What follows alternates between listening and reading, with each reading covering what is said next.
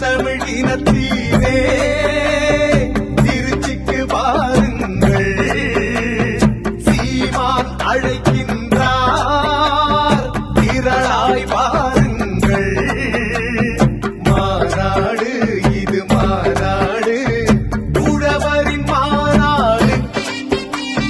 மாநாடு இது மாநாடு, நம் உரிமையின் மாநாடு.